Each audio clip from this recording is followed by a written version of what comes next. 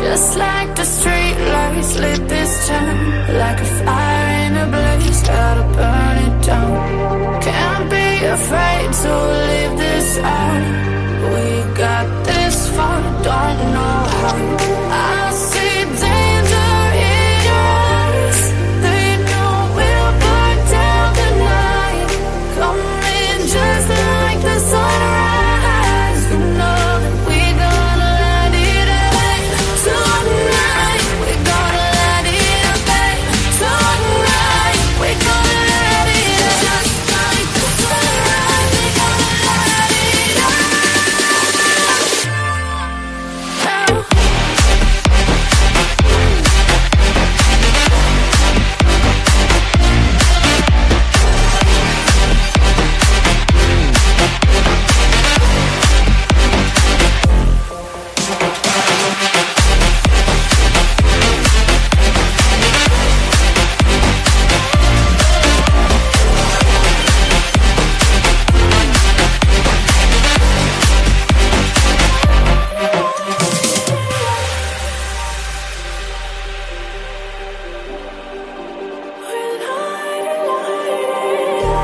Just like a spark that's breaking out. Can't make a stop, can't turn back now. We know that there's no room for doubt.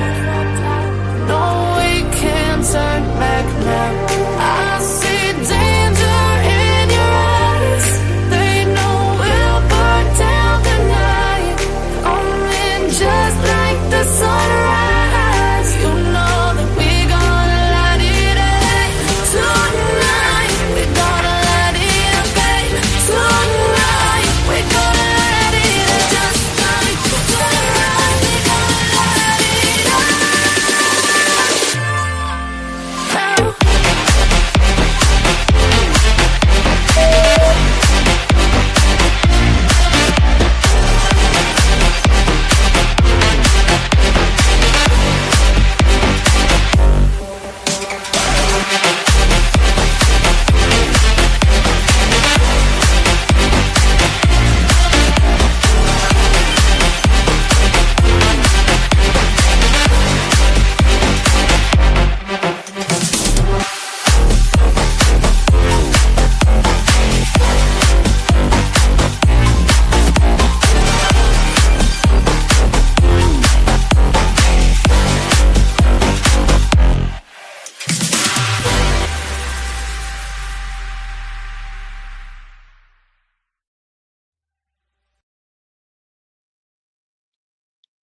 Welcome in, everybody. How's everybody doing?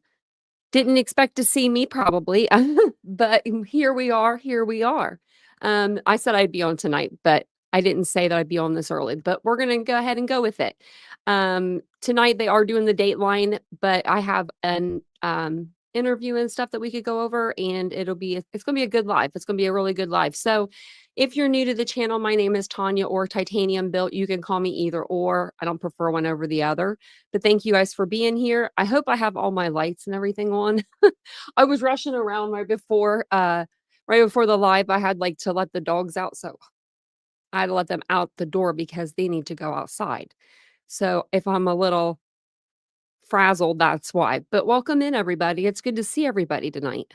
I didn't know if you guys would be on or if you guys would be watching the Dateline episode or what you guys would be doing. So I was like, I'm just going to go on and we'll see how it goes. So here we are. Hey, Cyber Warrior. Hey, Mary Beth. Mary Beth. I think I just said your name kind of weird, didn't I? Hey, Ladybug. Maybe I was trying to put you guys both in there at the same time. Hey, Petunia. Hey, Tony. Welcome in. It's good to see everybody. Did you see that new selfie, Squeaky? Isn't that cute? He's trying to impress. Thank you, Mary Beth. I'm not sure who got the memberships, but welcome on in, everybody. Welcome in. It's good to see everyone in here. It'll be even better whenever I can get through all the names, huh? Hey, Willows. My eyes bother me a little bit. So, yeah. So I heard. Okay. So I don't have. We have like fiber or something here. I don't know. I don't know what we have. So I never watch TV, but I notice it'll be on, like Fox or something will be on. There'll be like Fox or it'll be on like ID or something. So I thought we had some sort of service, but I guess we don't have NBC. So Vincent's out looking right now to see where we can stream it tomorrow. It'll probably either be Hulu or Peacock. But I heard Howard Bloom was on the Dateline episode, and I'm like, really? I was real, I don't know. I was hoping it would they'd have some like they would have got some like they said they had insider knowledge. I was thinking more like, people on ground that live there. So I mean, hopefully they did. Hey Michael, welcome in. But I saw that too and I was like, oh, uh-oh. Hey Machichi. My eyes really bothering me. Hey baby girl. Hey Courtney. It feels like there's like I don't know, something in there. Hey Judy. Hey Brandywine, welcome in. Hey Jenny, welcome in. Shells is here. TM, welcome in, everybody. Look at all this. Look at all y'all showing up. Hey, Joyce. The new selfie makes me sick. Courtney said, "Yeah." I guess he had taken that. I'm hearing that I'm hearing different, like conflicting stories. I think that they're saying that he took that picture when he was like at his parents' house a few days before his arrest. So, Judy, my time is always spent here too. Hey, Ginger. I like that name. That's such a cute name. Thanks, Brandy. I'm wearing Vincent's shirt tonight. Hey, Jenna. I'm wearing like a one piece like outfit, like bodysuit outfit, and I always just throw his clothes over top of it if I can get away with it. Hey, Micro, welcome in. Hey, Ozzy. He does seem like more like an incel, and he also I don't know if there's a look, but I feel like if there was a look, it would be the looks that Brian's servant would be it. Hey, Mr. Rosebud. Hey, EW. And I usually don't like to judge, but him, yeah, definitely. Okay, I'm gonna blow my nose really quick and try to get my eye under control. Hold on one.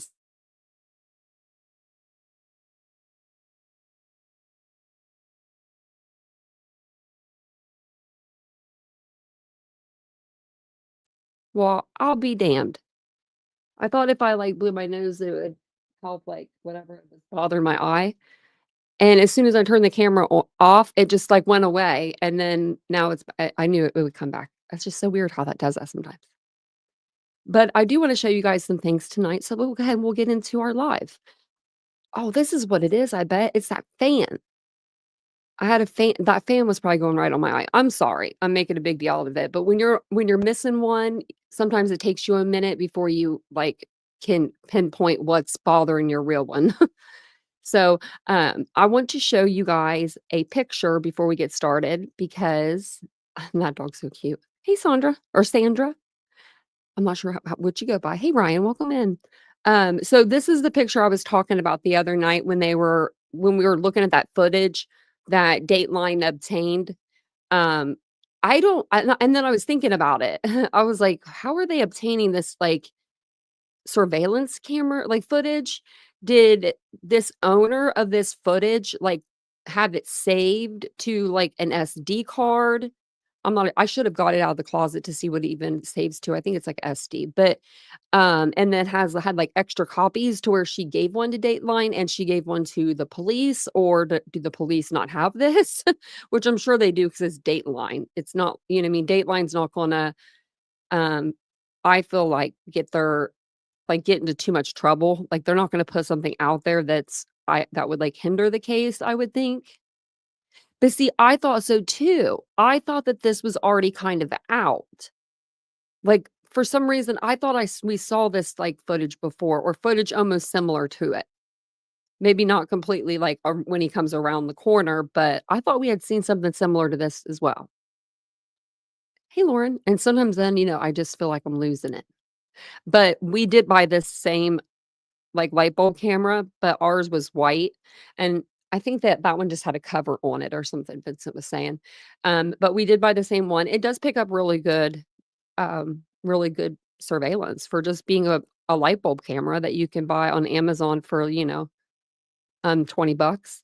Now, people could untwist it and steal it, but you'd have it on camera. So, I just wanted to show you the pumpkins that are on the porch here, because 'cause I'm gonna play that video, for you guys here in a minute, because it's part of another video. So that way you know where the point of view of the camera is coming from. That's where I think it's coming from anyway, and that's the only place that you can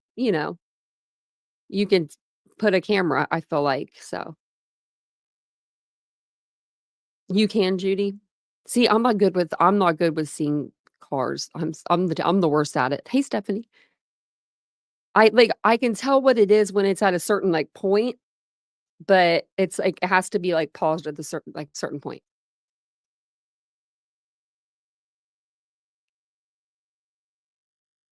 Oh, it was a still image, you're right. It was micro, thank you. I love you guys on here. Hey, Pete. Hey, Doodlebug. Yeah, we saw a still shot, that's what it was. Okay, because 'cause I'm like, "I know I saw this before," but, I when you read every document, sometimes you almost forget a thing or 2. That's why I love you guys. Y'all keep up. Y'all keep up. That's what I love. Okay. Um, and then I'll go ahead. I don't think they go over this. Actually, we'll wait and we'll go over that next. But I wanted to read this to you, and then I'll play this little minute and a 47-second video, because it does have something else new on it. It talks about, I believe, the K-bar knife purchases. So um I wanted to show you that. I feel like if you put all the clips together, we almost have the Dateline episode. I I don't know what they kept really a secret. Like, and I have Twitter up so that because he's trending, Bryan Kohberger's trending again. And so we can always go to that and see what people are saying about the Dateline episode as well. So, and then I'll watch it tomorrow and have a full recap and report for you for tomorrow night. But says 6 weeks before, a masked intruder slipped inside a rental home on the edge of the University of Idaho campus, fatally stabbed 4 students, inducted to the darkness. Bryan Kohberger was coming under pressure during. Wait, am I right? Yeah, am I in the right one? I am. During the fall semester of 2022, Kohberger was a 27-year-old doctoral student, 28-year-old, whatever, at Washington State University. Do you never notice that, every article we ever read ever don't matter who it's from, they always have something that's just like a minor detail that's wrong. I feel like they're testing us. An 8-mile drive west of the University of Idaho, his role as a teaching assistant leading classes and grading papers was not going well, students and sources who spoke to Dateline said. Some students complained that he was overly demanding and they didn't feel comfortable. A dean summoned him to discuss his professional behavior after he also clashed with colleagues. But around that time, Instagram may have served as a distraction. Kohberger's cell phone browsing history obtained by Dateline and in the possession of law enforcement. So, okay, did Dateline get it first? Shows dozens of pictures of female students at Washington State and the University of Idaho, many in bathing suits. Now, I'm assuming that these girls did not know that their picture was being taken. Or maybe they did, right? I don't know. If they did, well, then whatever. You'd be able to tell by the pictures too, more than likely how they're posing. But if they're not, then that's telling, because we have it'll say right here that a review of the account found some of them were close friends or followers of 3 of the murdered students, Xana, Kaylee, and Maddie. So they had a connection through. They're saying Bryan Kohberger had a connection to the victims through these pictures of these other girls. Now, we don't know if he talked to these people in the pictures or if he just took pictures of them. We don't know if it was consensual pictures, non-consensual pictures taken. Uh, it's not illegal, I guess, to take somebody's picture in public, but it's creepy AF, right? Don't do it. Don't do it. Just, yeah, don't do it. It's creepy. I mean, how Can you picture, like, you're just trying to, like, get a picture? Like, I feel weird recording myself out in public. You know what I mean? Like, I just feel weird. "Hey, Doodlebug, thank you for becoming a member." She's back. Mhm. Who lied first? Corner 911 call, Dylan, Bethany, Cops Media. I don't know. I didn't know anyone lied. Now, I know that Dylan's statements are different than what's on in the PCA, but the cops may have, wanted to do that so that way they didn't, let anyone know, especially Kohberger, he could know, but, they didn't want us to know. They only wanted us to know what they wanted us to know at that time, which is understandable. They're trying to keep everything close to the vest. They're working a case, but it's like, dang. And now we're getting all kinds of information.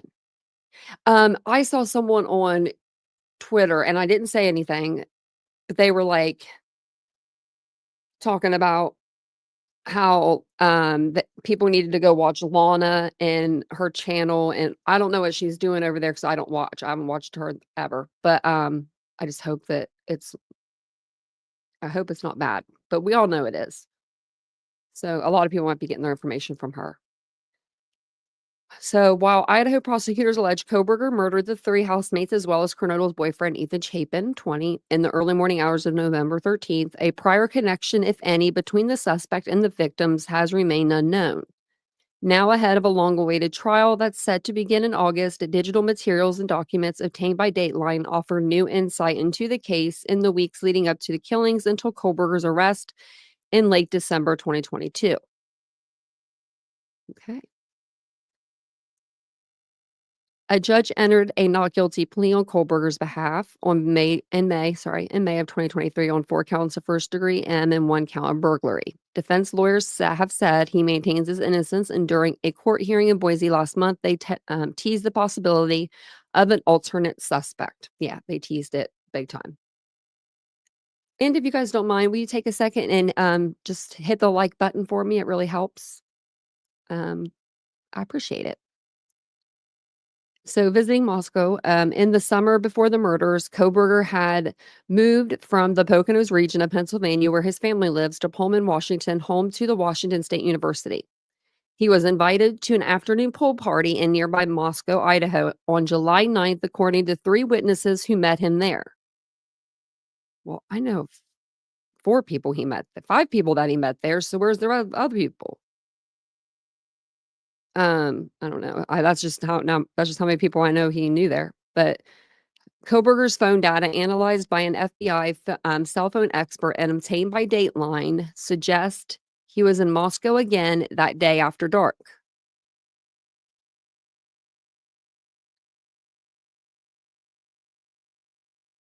Oh, okay, on July 9th. I had to read that over again. Sorry, I thought they meant the night of the murders. I was like, no, he wasn't. So never mind. Sorry. So they're saying July 9th. Are we going to learn that any of these girls were at that pool party? Do you think we would learn that? I mean, someone there would know them and be able to place them there, right? So, I mean, that's true.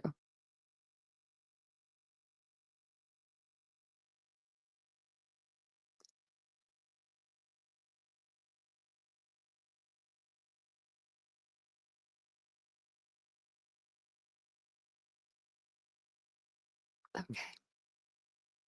Um, Kohberger's phone sorry, that we already read that part. Um,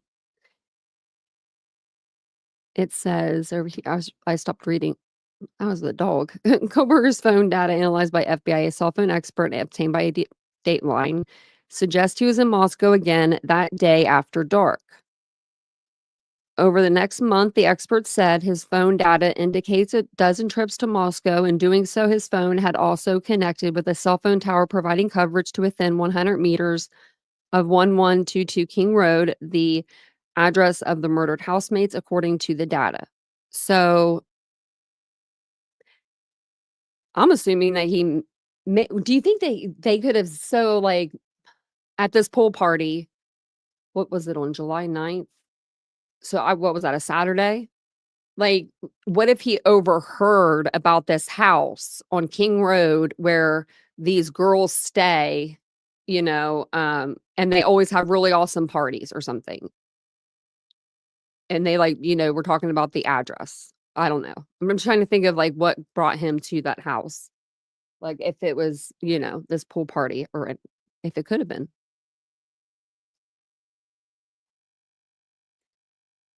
In late September, records from the criminology student's phone, and in possession of law enforcement included internet search for sociopathic traits in college student.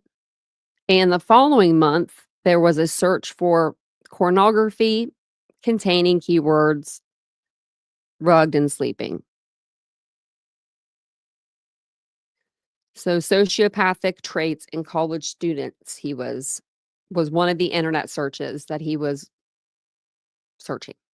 Didn't I just say a week ago, I can't wait till we get his Google and internet searches? I literally just said it. Because I knew there would be some. Nobody can put the keyboard down for a minute, not even to commit a crime. And hey, Lenora, sorry, I was on the other page. Hey, Jack. Oh, wow.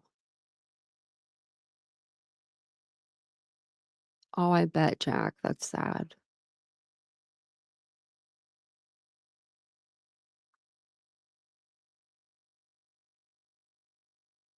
This has nothing to do with drugs, in my opinion, in my humblest opinions. These kids weren't on them. Oh, I need to turn my watch down. But we'll find out whenever they get they have the toxicology back. They're probably going to say it during the trial, and I cannot wait.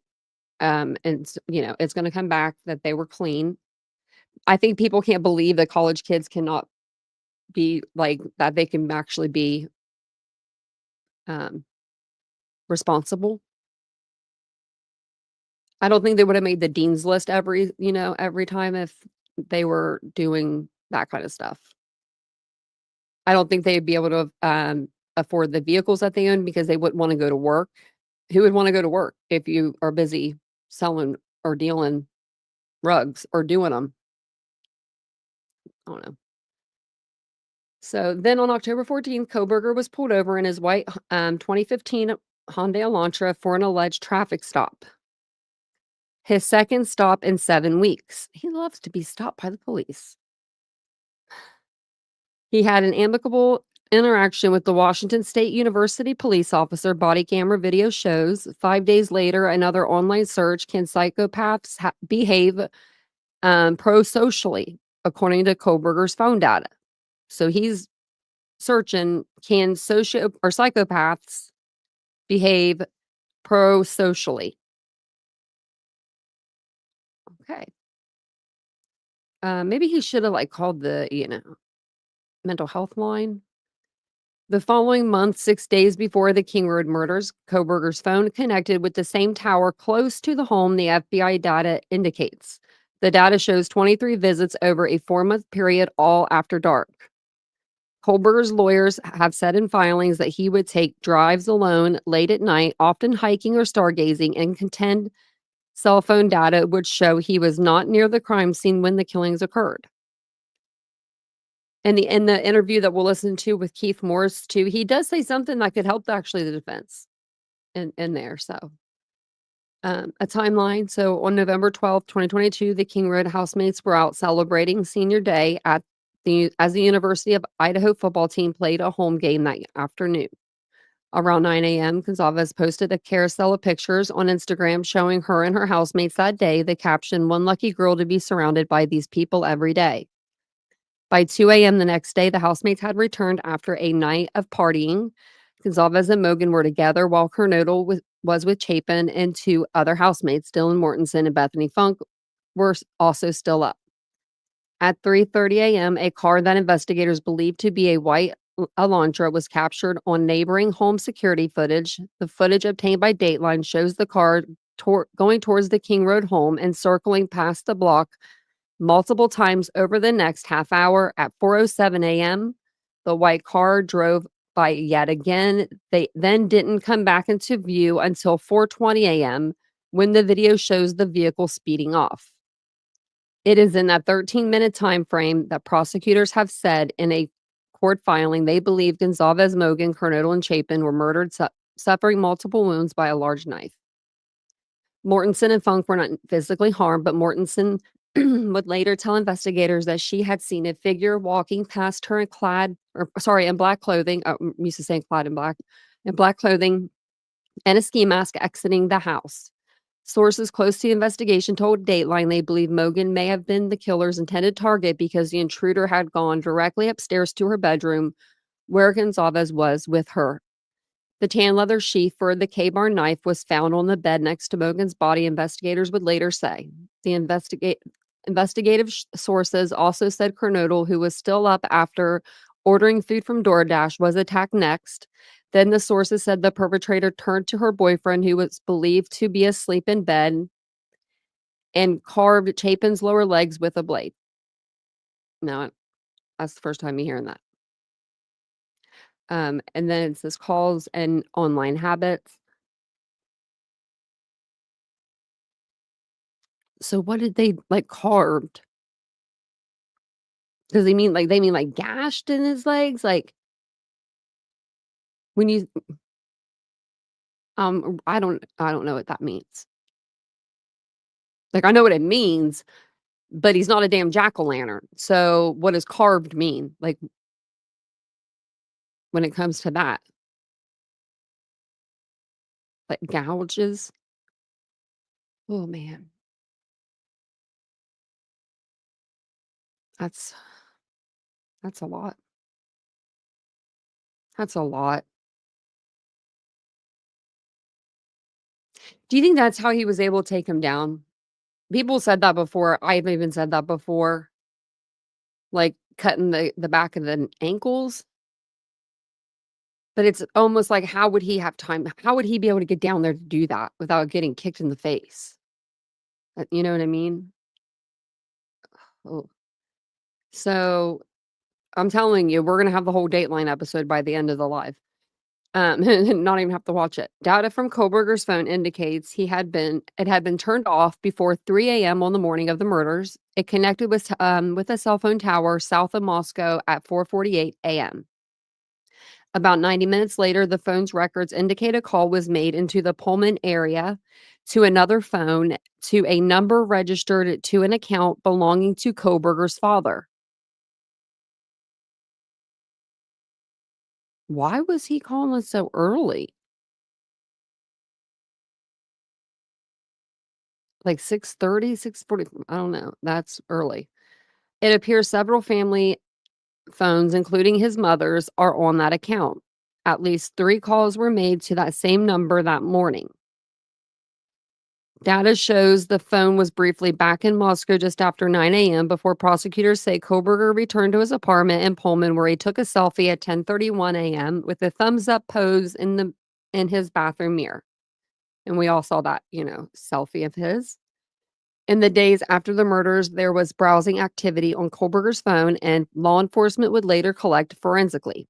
One Google search was for University of Idaho murders.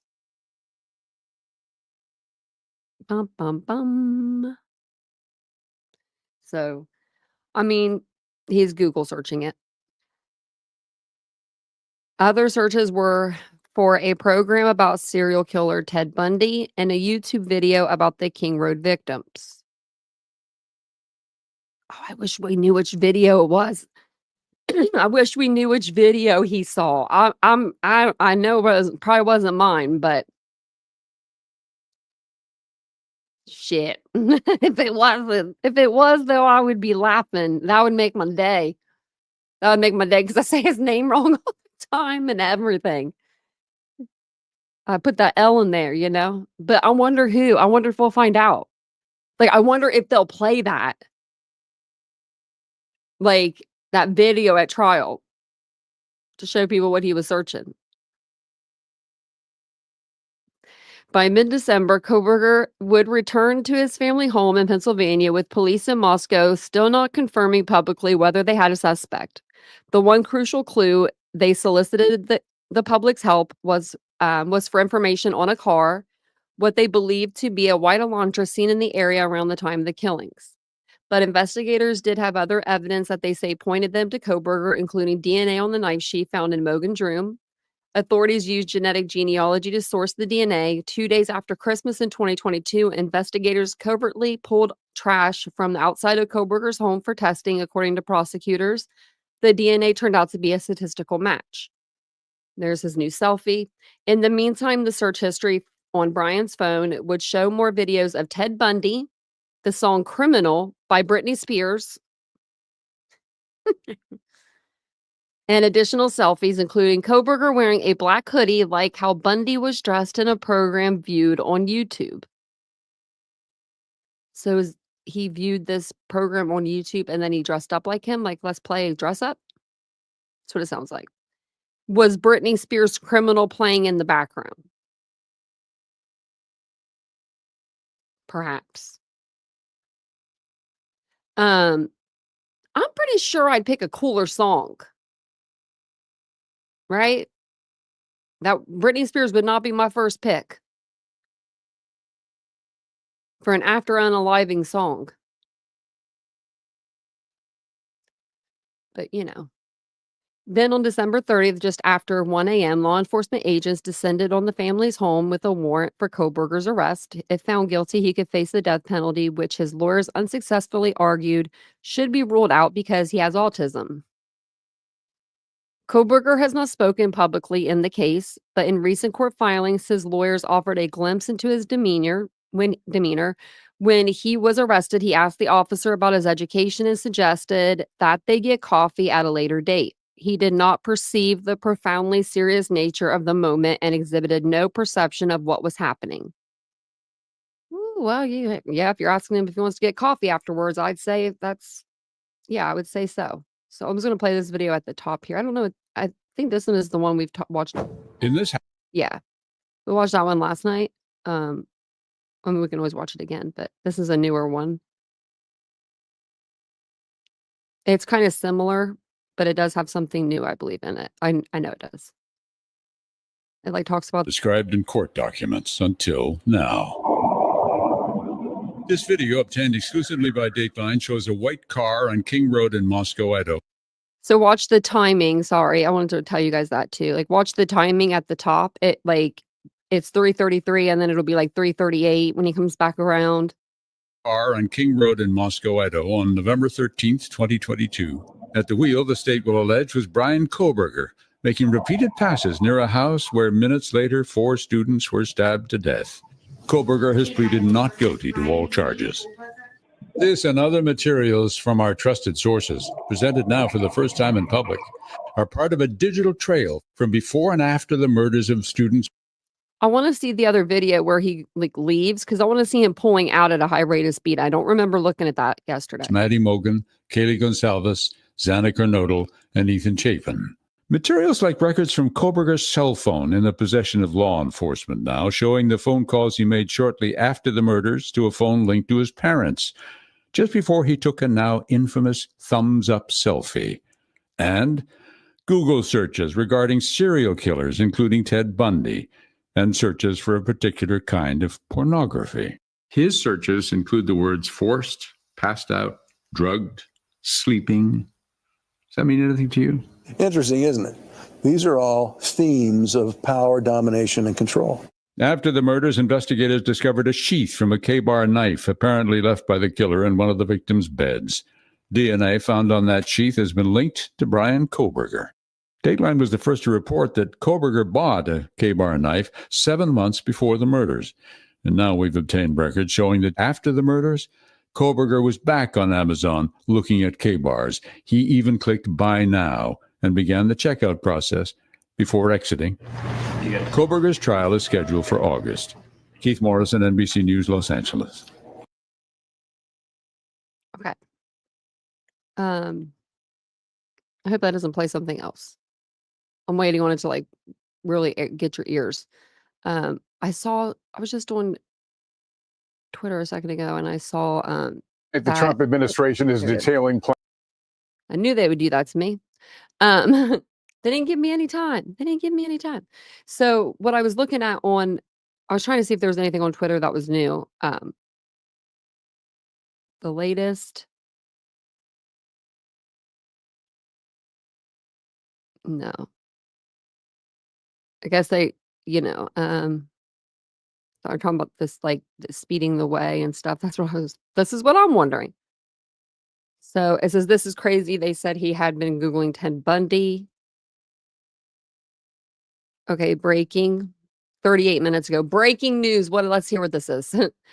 Bryan Kohberger, right after the murders, was watching Ted Bundy, The Essence of a Psychopath. Oh, I wonder what that's about. Like, I wonder what I mean, I wanna no, I wanna see what it's about. This guy seems like who is this person?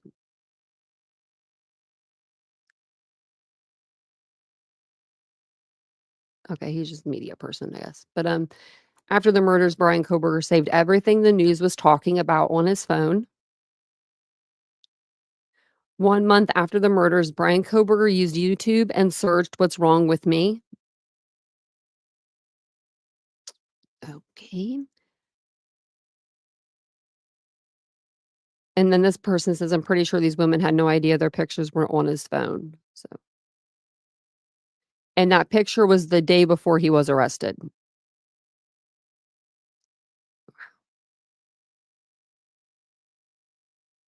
Okay. That's amazing. Okay. Now I wanted to see the video that they had out, but I was just gonna go to Jay's video and use hers because she has it on here. Um, maybe it's right here. No, that's not it. Go back. Okay. I should have just looked her up. I don't know why I didn't do that. I'm like scrolling when I should have just looked her up.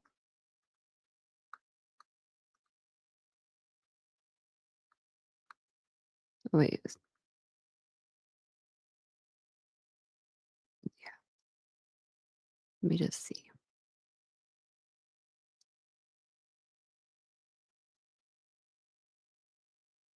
Let me pull this up so you guys can see it now. Okay, so I'm gonna use Jay's video here. That way we can see. Kohberger, I'm gonna mute her down. But King Road. hey, I muted you. How did you come back on? Okay. I want to go back though. Um,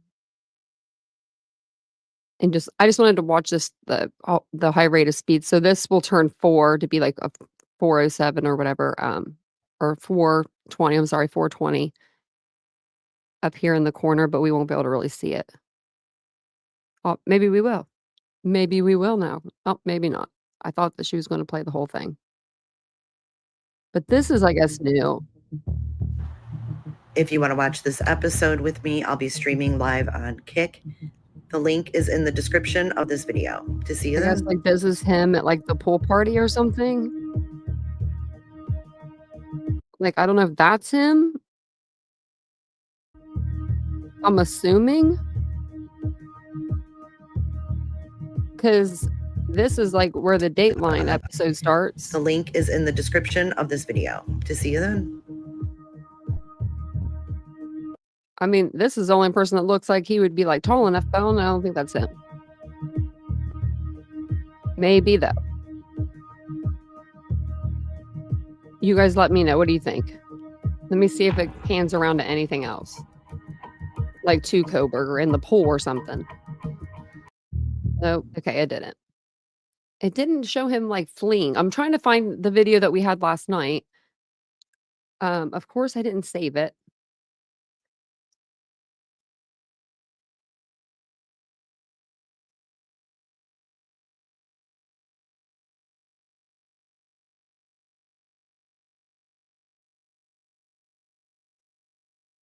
Let me see if I can just like find it on here. I mean, I guess it would be on this. It would be on this. If not, they might not have showed it. Because Let's see. Yeah, they don't. They show him pulling in at 4:07, but they don't show him leaving. Yeah, Jenna, he was keeping up with the updates. Do you think Oh, man, I hope you watch something that we put together. I just really do. I think that'd be hilarious to me. Hilarious to me. Hilarious. Okay. So this just came out tonight. That's why I like News Channel 5 up here. Oh, I just do. University of Idaho students I just were went to Rex stabbed to death Heuermann. for their Okay. family. I just went to Rex Heuermann. Speaking of which, don't mean to sidebar us on anything, but I guess they took apart Rex Heuermann's like dungeon today, like recently. Like I just read about it. Oh my gosh, I was reading about it. That guy's insane too. So we cover that case. If that's something you're into, make sure you're subscribed to the channel. But I'm gonna play this. We'll go through it. It's supposed to have all of like the latest information on it. It's from the like local, one of the more local stations. I think it's a Washington station, but more local than here I am in anyway. So I'll pause it for commentary here and there, and I'll be in the chat with you guys chit-chatting so I can actually see you guys in the chat.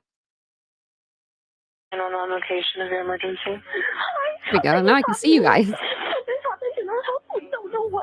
It's been more than 900 days since 4 University of Idaho students were stabbed to death. It should be on here, families, Ozzy. An agonizing wait for justice. You just keep having to relive it over and over and over until, it gets itself through the process. The trial of suspect Bryan Kohberger is quickly approaching, with defense motions coming fast and furious. It's been impressive, to say the least, the effort that they've expended in challenging each and every Oh, did he aspect have of a the case. tattoo? I didn't even A death notice. penalty case that could land before the Supreme Court as this true crime saga. I figured that wasn't him because that guy even like looks a little taller than Bryan. Like that guy looked like he was pretty tall. Like he looked like he was over 6 foot. But I was trying to find somebody tall on there. Maybe we'll have to go back and look again. Unfolds in real time. This could happen to anybody. And that's the fascination of what's going on with this guy in his head. And he's an odd duck. As a theory on the motive emerges, we're going inside the Idaho murders tonight in the Spotlight.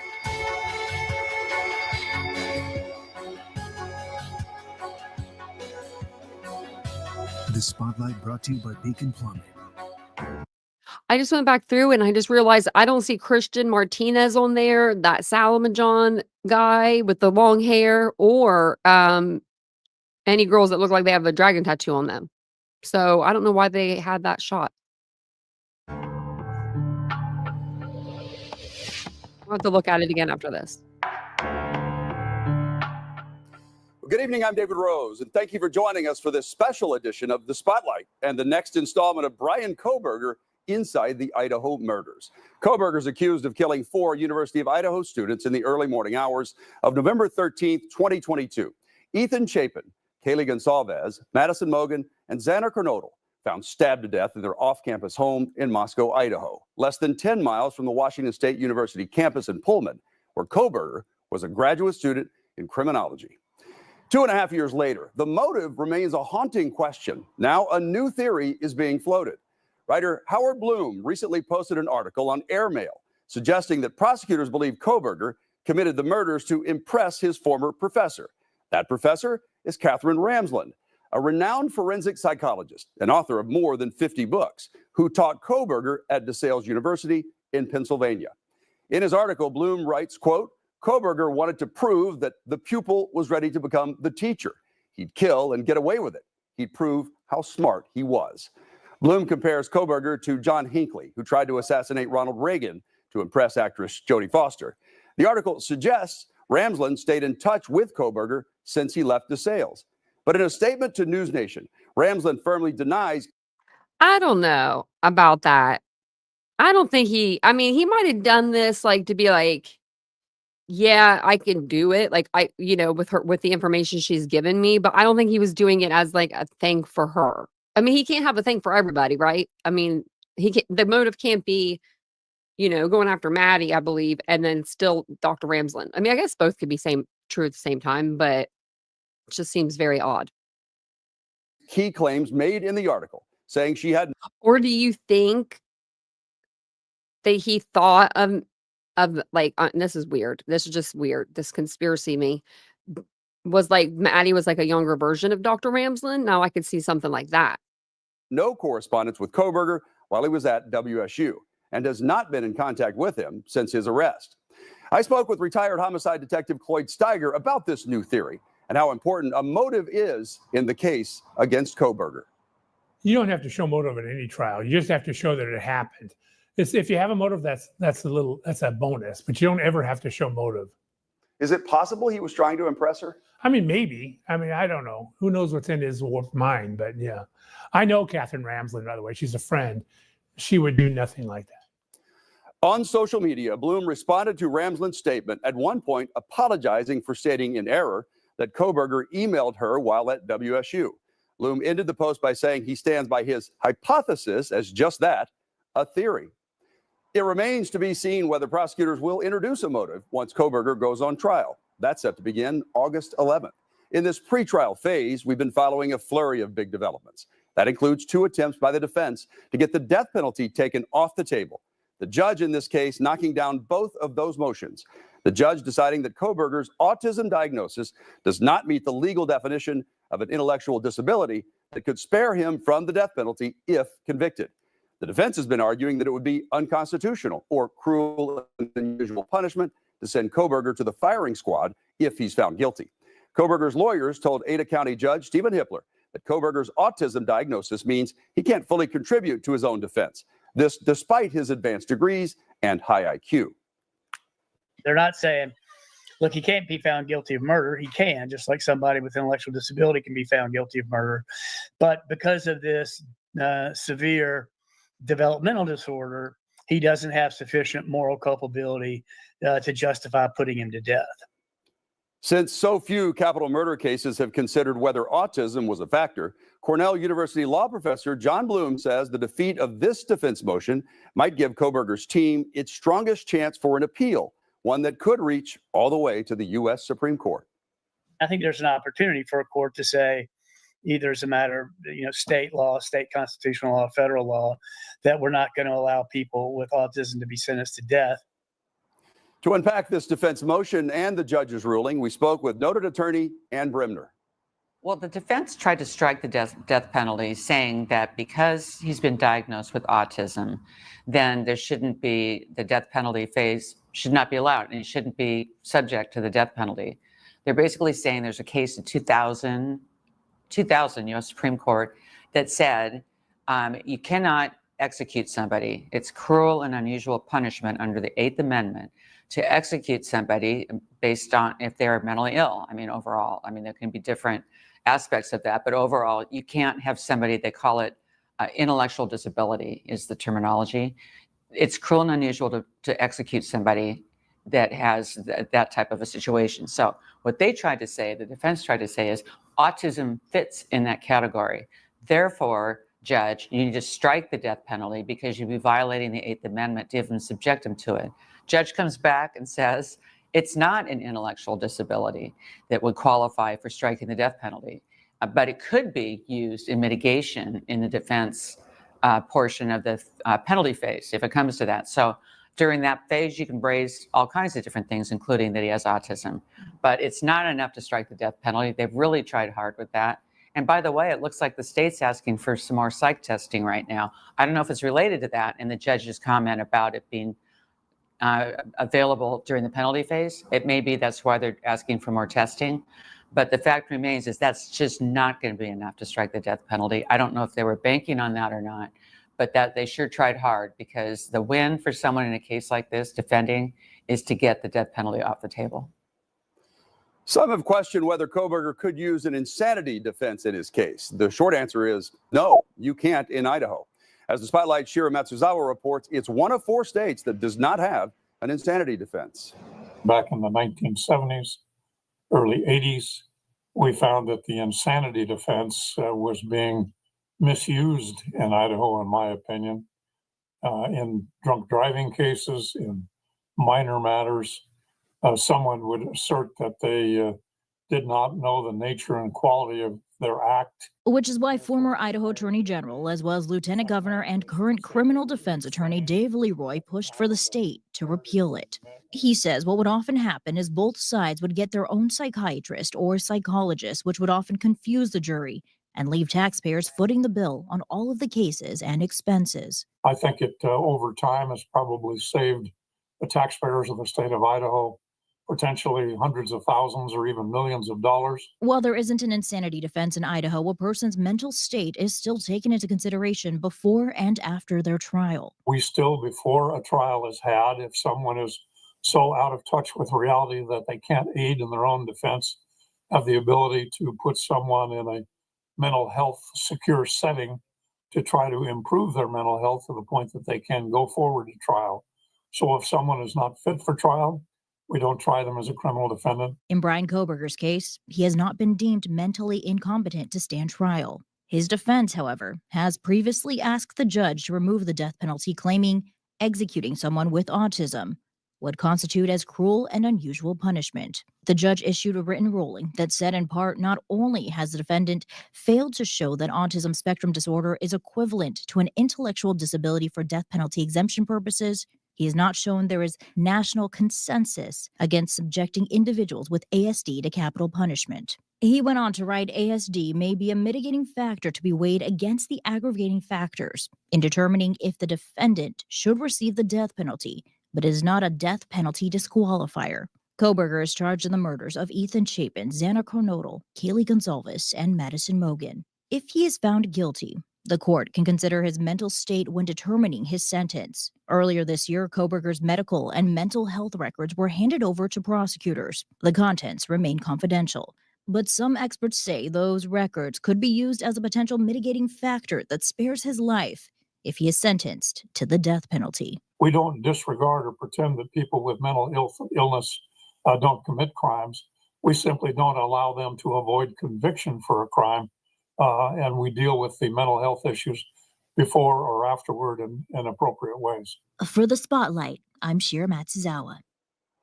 As mentioned earlier, Kohberger's attorneys tried to take the death penalty off the table in two different ways. Less than a week after the ruling on Kohberger's...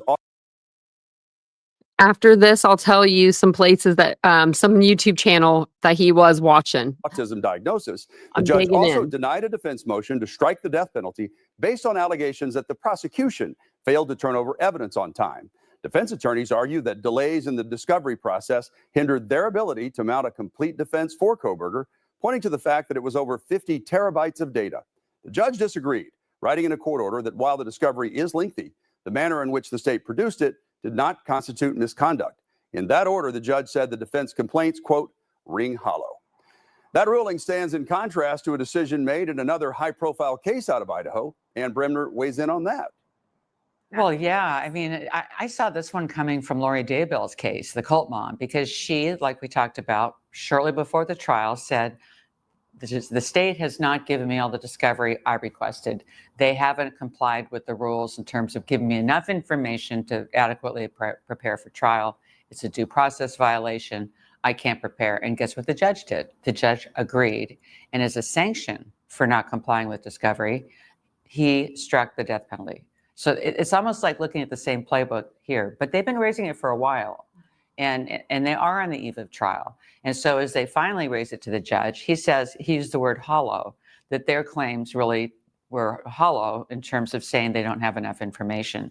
Because he saw this coming. You know, he saw them talking about it, and he's in Idaho and knows about Lori Daybell's, the ruling there, striking the death penalty. So they said it's disorganized. There's stuff in there that's not material, that, you know, they've basically just thrown a bunch of information at us, and it's too hard for us to go through all of it and get ready for trial. And Ann Taylor said, I personally review everything in a case. I don't rely on summaries or AI or interns or anything else. I read everything. I'm not ready. The judge said hollow, and the judge said, you have not shown me that you've tried to hire staff, that you've tried to have people, you know, help you, that you've tried to organize this with certain programs. You haven't shown any of that. And so I'm going to deny your motion to, you know, for any kind of a sanction and striking the death penalty. So they could have come in a little bit more well-armed, shall we say, on that issue. And the judge denied their motion. So with the death penalty still on the table, the question becomes, what will Kohberger's attorneys try next? The defense is expected to suggest that there was a second suspect, but retired Detective Steiger tells me it won't make a difference. There could be a second suspect, but that doesn't exonerate the first suspect. I don't think there was a second suspect, and they have to show to the court reasonable grounds to bring that up before the judge will allow it. They can't just spring that on the jury in the middle of the trial. No. It's just an attempt to muddy the water. Yeah, and that seems to be what the defense is doing a lot. That's all they can do. I used to call it when you have a case where it's just overwhelming. The defense attorney do what I used to call the squid defense. They squirt out ink in the water and try to swim away in the confusion. Right? That's what they're doing here. So this case is kind of like taming a horse, right? Just when you think you got him walking well, you get bucked right off the horse. Well, this is a high stakes trial, a high stakes case, so it's going to happen. And the prosecutors, I would hope, are ready for all of this.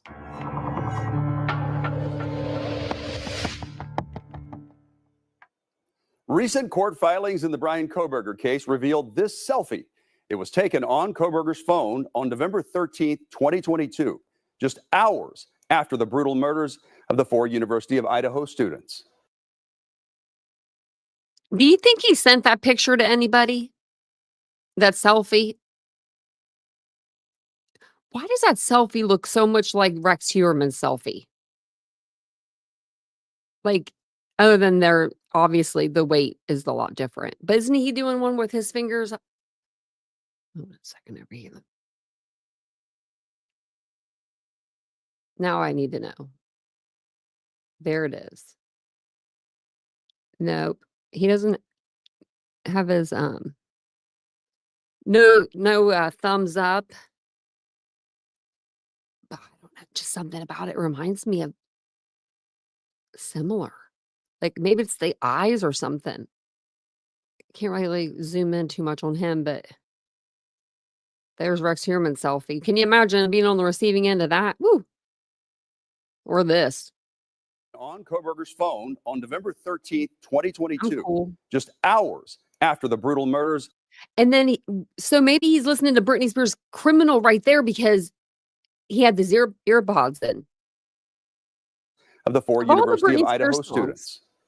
I see a cocky guy, and who knows why do you normally when you get up, you're home Wonder what the alone, take a lyrics shower, are to you take a that song. selfie? What was the purpose of that? To show your home? I mean, maybe he thought that would be evidence that he was home. But it's fine. You were home at 9:30 in the morning. That doesn't mean anything. We can expect to see that selfie during Kohberger's trial this summer, and it could prove a damning piece of evidence against him. I thought that's quote unquote selfie picture. I thought was very damaging for the defense for a number of reasons. A, it was the same day, within hours of the offenses. B, he was in front of a shower without the shower curtain. I think that was found somewhere else. And it looks like he just took a shower and he had his shirt all buttoned up, to the top. It looked like to me like there were some injuries. I think some people saw that, some didn't, but it looked like on his forehead to me and on his hand and knuckles, like he had some bruising. Maybe it's just the lighting. But the worst part was the thumbs up. I mean, that just said, mission accomplished to me. And it was so creepy. And he looks creepy. He looks like really kind of pale and kind of greasy, and his eyes look kind of dead. And it's like you just put that picture up there in your opening statement, and then everyone on the jury is like, "Ugh," but this thing, like I did it. And I don't know what that's all about, but he took that picture of himself and it was in his phone. Yeah, I was reading. And obviously to him, was the mission accomplished. So I think it's almost as damaging as the buying the Amazon knife. It's up there because it shows that's what he meant to do. And he did it. He meant to kill those people. He meant to just do, mayhem in terms of a crime scene. And he drove there from Wazoo, from his apartment and in Pullman, and he came back home. And I bet that's the first thing he did is take a shower. Yep. He had to have had blood on him. That's been an issue in the case too, how much blood was on him. But he took a shower and then he did the thumbs up to himself, like, nice job, well done. Oh man, Kohberger. You think? On the night that Ethan Chapin, Kaylee Goncalves, Madison Mogen, and Xana Kernodle were murdered, a surviving roommate witnessed a masked intruder in their home and described him to police. Look at all the look. I mean, look at the difference. Look at the difference. Really? Oh, I didn't mean to turn the captions on. I mean, this Kohberger has blue eyes. This Kohberger looks like he has green eyes. This Kohberger looks like he has black eyes. I can't see nothing but the inside of his eyes. And then this one, they're just black.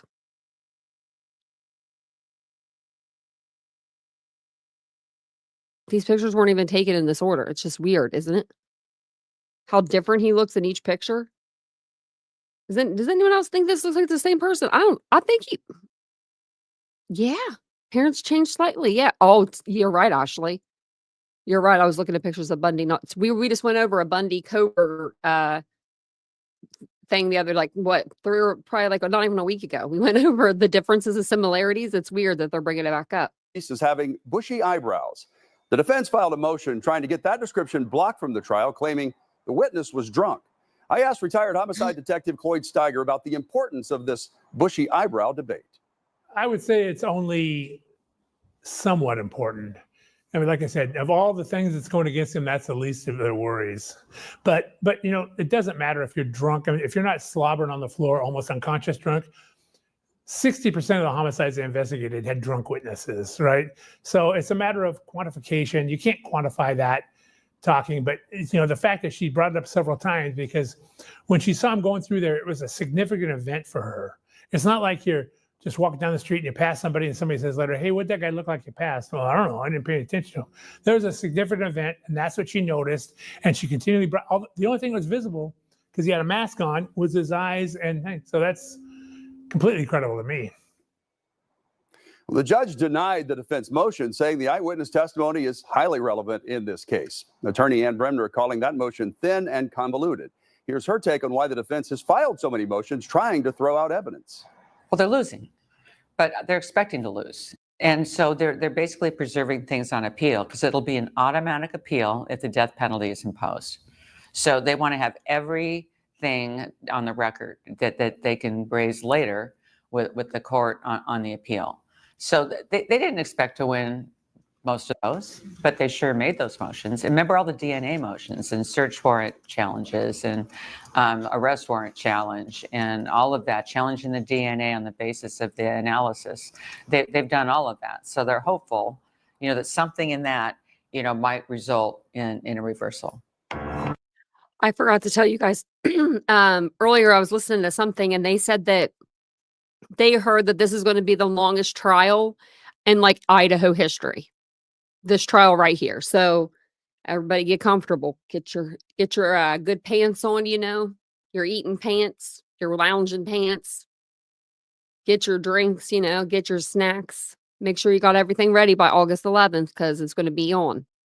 We are 2 hours ahead over here on the East Coast, so it'll be at 10:30 instead of 8:30.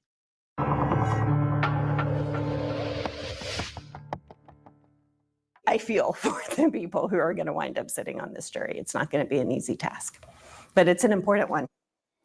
12 jurors and 6 alternates will be tasked with deciding the guilt or innocence of Bryan Kohberger. Choosing that panel is a high-stakes process for the prosecution and defense. Spotlight Shira Matsuzawa spoke with legal experts about what both sides will be looking for when jury selection begins.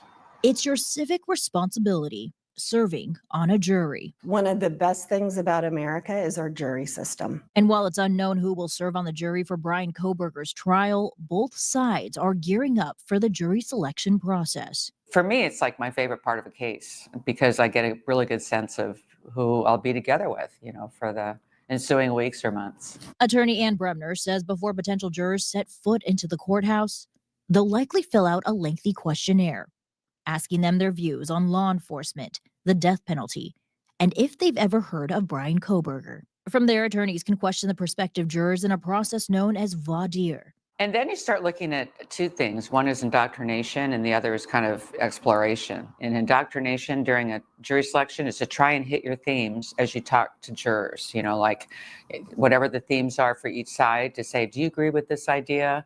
How do you feel about this or that? You know, to try and get people kind of going your way a little bit then. And a lot of judges won't allow that, but that's something you try to do. Dr. Andrea Blunt Hunter is a trial consultant with Mind Matters Jury Consulting. She says they're not looking for a juror who has never heard of Kohberger and how he's accused of murdering University of Idaho students Kaylee Goncalves, Madison Mogen, Ethan Chapin, and Xana Kernodle, because that could be difficult considering the media exposure this case has received. But rather, they're looking for a person in the middle. Those who've heard about it, but understands there's always two sides to a story. And the best case for the defense is just to find someone who's willing to hear their story. Both sides are also paying attention to demographics as well as personalities. Each side will be looking for different relationships people have to authority. For example, the prosecution would want law and order advocates on their side. And there's probably a lot of them in Boise, Idaho.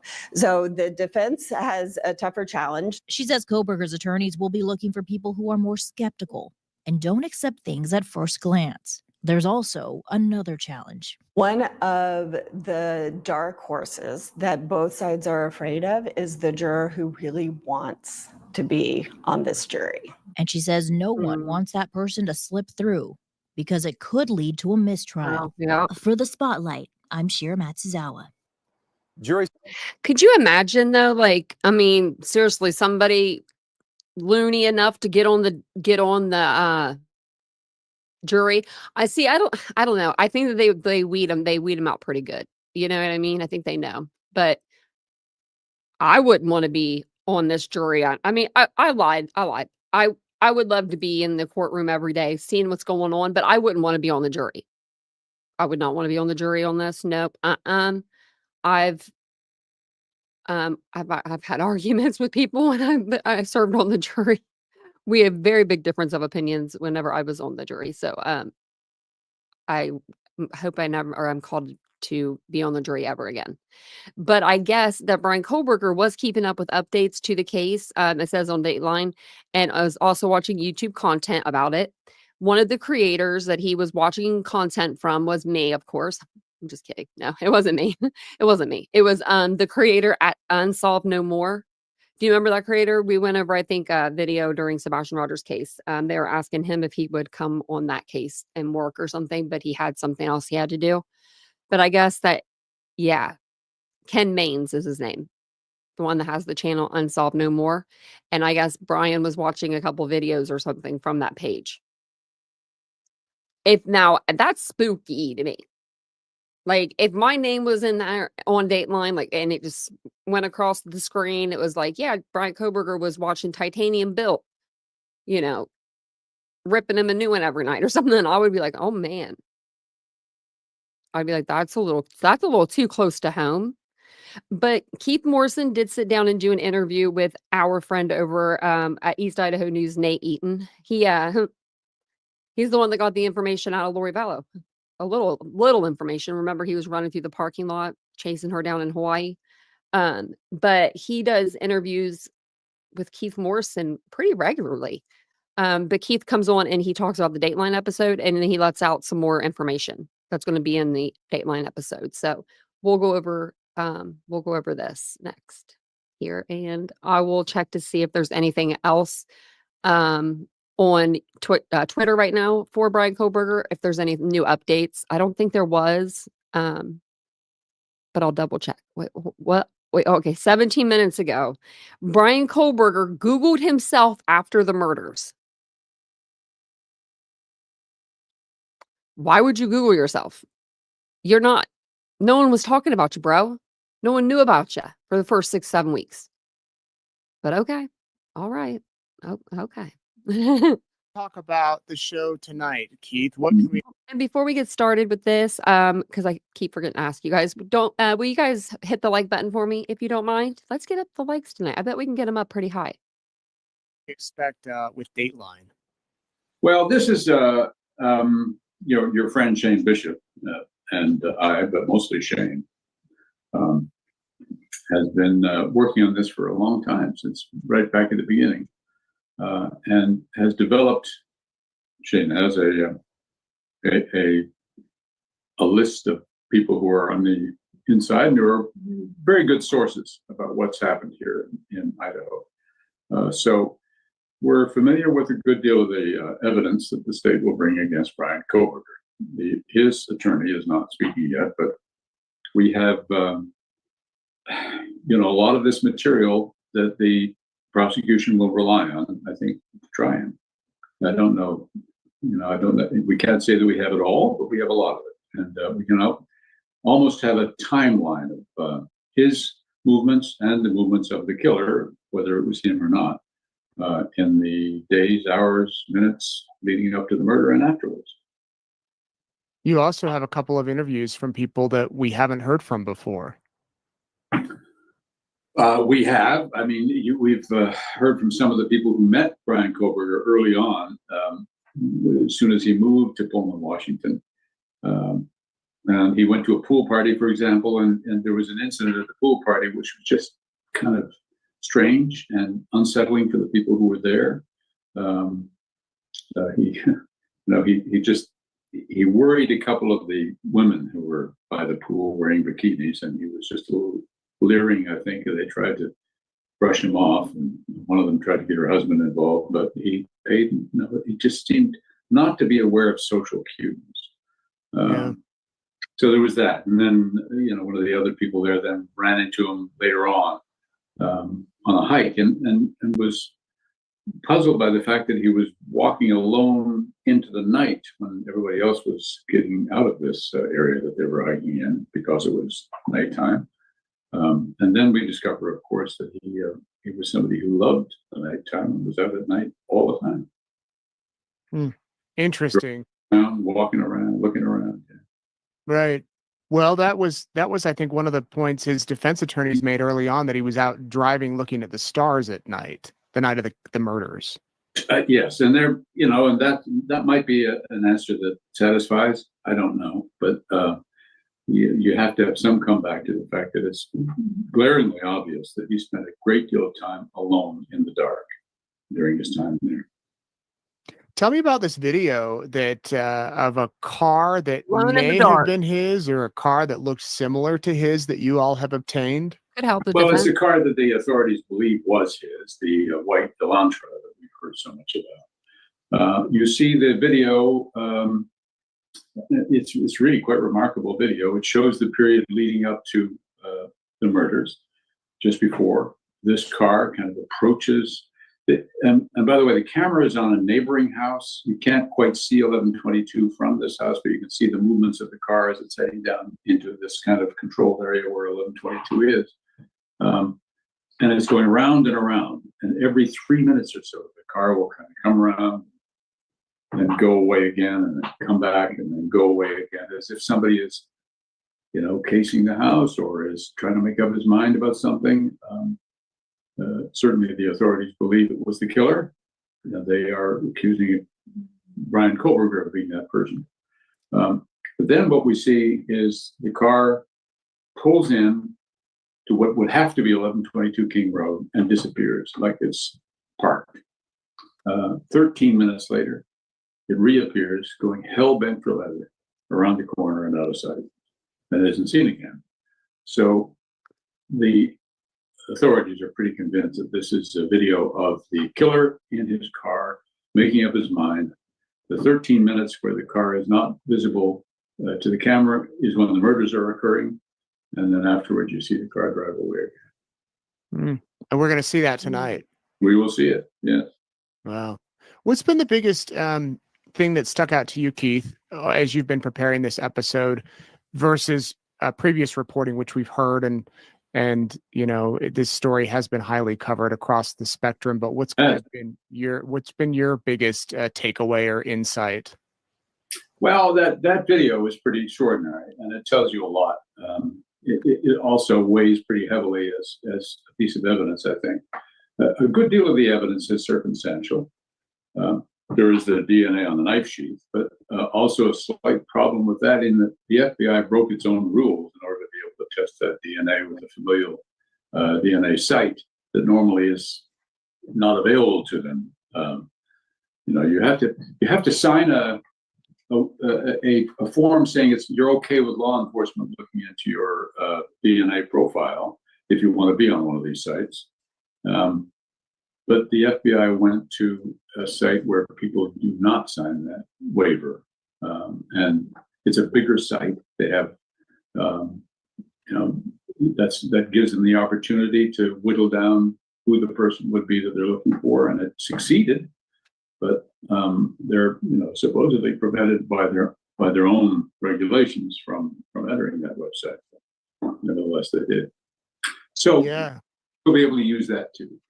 But, right, the defense has made some filings about that and whether they legally got it or obtained it. Another thing the defense has said recently is talking about Bryan Kohberger's autism diagnosis and his mental capabilities as far as one reason why they wanted to strike the death penalty off the table. Do you get much into his mental state of mind or potential, really not, not much more than, I think you would be hard pressed to find a psychiatrist who's prepared to examine Kohberger over a television set or just from the limited amount we know.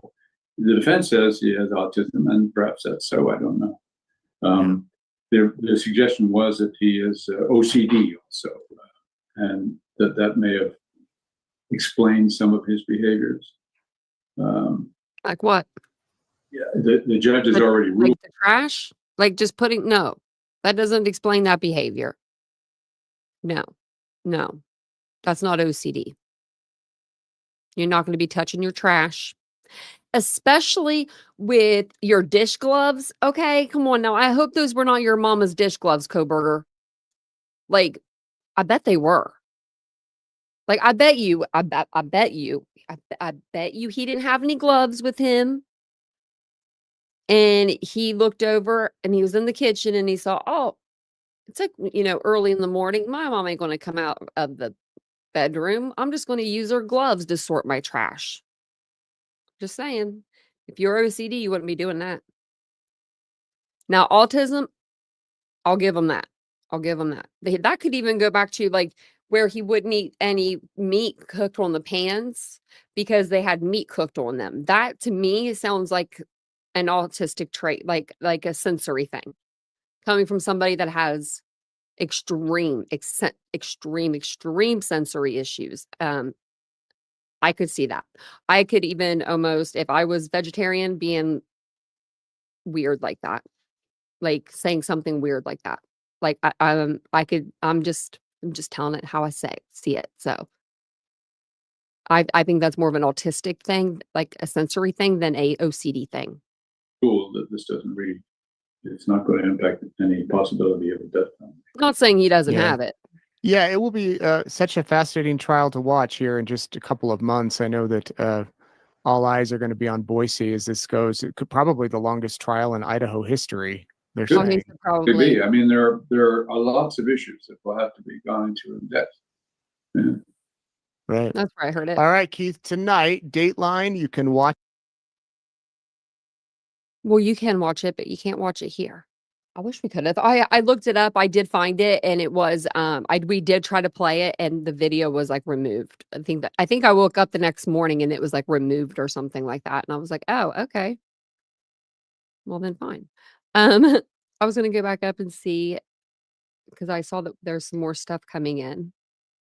This is a 2-hour episode, so okay. 8 minutes ago, a tip came in stating that there possibly of a second person / alternate suspect of interest in the murder of the Idaho 4.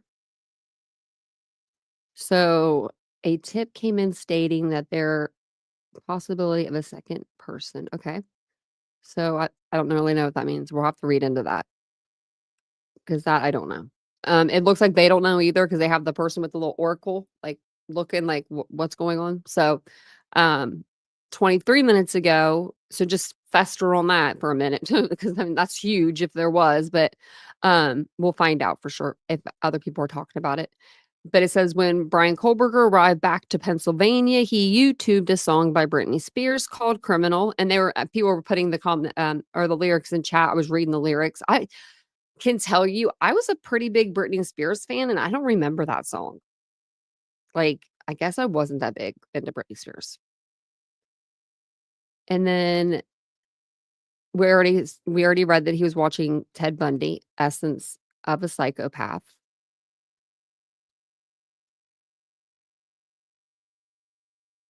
Let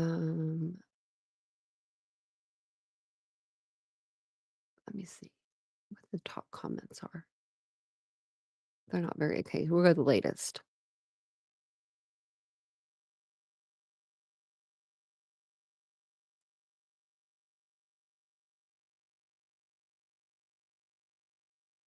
I'm trying to see if there's anything. Everything's like 18 minutes ago. I bet he took a photo every time he did something related to crime. Let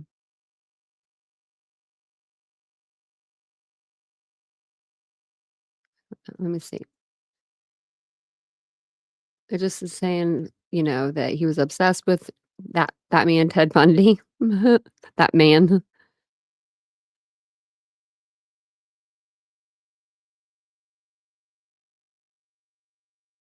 Someone's just put autism my ass. This little bitch was well calculated. Imagine what they have at trial. It says, looks like he battled with buying the sheath again because he knew they had his DNA. That's why he took the car on the road to Pennsylvania and started wearing gloves, separating the trash, etc. He Googled himself after the murders. I don't understand really why he would Google himself. Maybe he thought people were Googling him. But if we did, we would be telling the cops.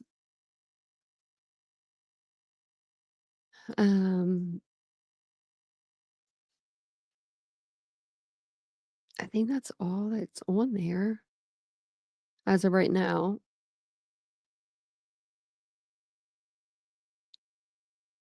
If you want to know where I'm going to put, this is probably going to be huge, this link, but I'm going to put this link in chat if you want to look up the lyrics to, or if you want to see the lyrics to Britney Spears. I don't even know if that'll go in.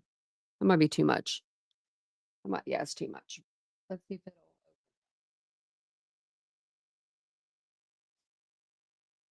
Nope. So, okay, yeah, that'll take you to like Google and you can see what I Googled. I don't even know if I spelled her name right. I think I did. Yeah, I think that's how I spell it. Brittany spelled so many different ways. It's hard to remember. So I was reading through this People magazine article, and it was saying that by their accounts, we'll just read through this part right here. It says, because like we've heard from the defense, there was no connection. I think we've even heard that from the prosecution. But people over here are saying, while authorities have not revealed if the victims knew Kohberger, the suspect's now deleted Instagram account, which was reviewed by People before it was removed, followed the accounts of Mogen, Goncalves, and Kernodle. None of the victims followed him back. 2 weeks before the students were killed, Kohberger sent a series of messages to one of the victims on Instagram. An investigator familiar with the case told People. So who's this investigator? He slid into one of the girl's DMs several times, but she didn't respond. Remember when we read that before? Basically, it was just him saying, hey, how are you? But he did it again and again. That's okay. If you message a female, guys, or girls, females to men too, okay? And they don't send you a message back, right? If it's someone you don't know, right? Don't message them again. They got your message. They got it. It's there. They got it. They'll write back if they want to. You know what I mean? It's just crazy to me. Like, thirsty. You know what I mean? Like, just throw some water on them or something. They'll be like, hello? Are you there? Hello? Hello?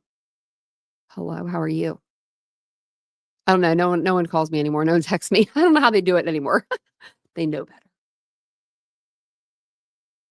Connection is two-party, much like the definition of stalking in Idaho, right? Yeah. Yeah. Like, make sure, yeah. Had it ever dawned on Brian's parents that he might be autistic? See, Spooky, I would think so. Especially if he was getting into all this trouble with like stealing phones and turning them into Walmart to get money. You would think that they would have actively tried to put him in sort of treatment, like counseling, therapy of some sort. Then again, there's parents out there that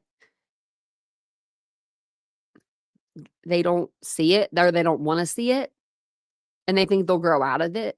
You know that show, like Evil Lives Here? I swear this is going to be like one of those episodes. They're going to be on Evil Lives Here in a couple years talking about Brian as a kid and stuff. Like hitting his sisters or, being mean to them or doing something weird. I don't know. That is a drug addict move, stealing phones. Yeah, he definitely was a drug addict at the time.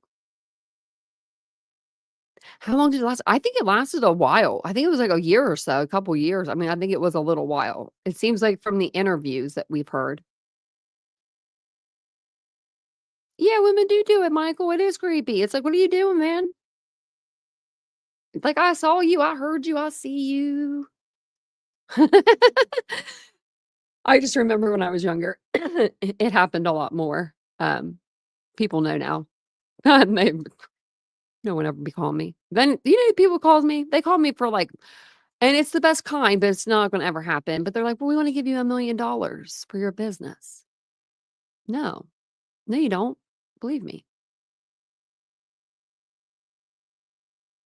Pete, is there anything you want to know? I don't know.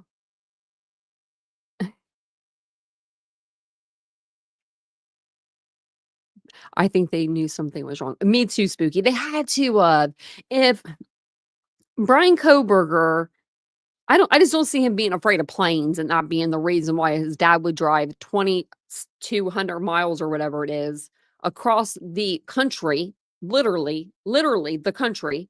You're going from the Poconos to Washington. You would have to, you'd really have to think, what's up with my kid, right? Maybe you're thinking the worst is like he's going to drop out of school, right? That's probably what you're thinking, like as a parent. You're probably thinking, okay, he wants me to come, I'm going to go. Mary Ann, I can see the mom saying, you go, Michael, you go get our kid, go get our son, go get our baby boy, Was there anything we missed, Pete? I think we got most of it, I think through the Twitter. But yeah, I think she just was like, go ahead and go get our son. And then on the way back, maybe he thought he was going to talk to him about it. And maybe Brian did tell his dad about him losing his position, like teaching at WSU. Maybe he did tell him all that stuff. I don't know. I would think that he might want to keep it in. But you would have to know, he would have had to have known that he wasn't going to be able to get away with this, right? Like when he's going to Pennsylvania, do you still think that he's like, do you think he's high on life? Like he's like, because the cops are pulling him over, they're letting him go. He's probably not even thinking none the wiser. He's probably like, I got away with this crap.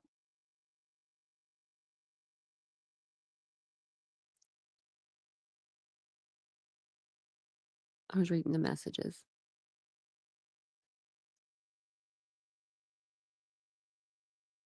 Oh, really, Betsy? I just know she's been hiding. This won't even be a trial. They have a lot of stuff on him. Or Signs of a Psych. Yeah, I want to watch that Signs of a Psychopath. I want to know what he was watching. I wonder if we could pull that up on YouTube sometime.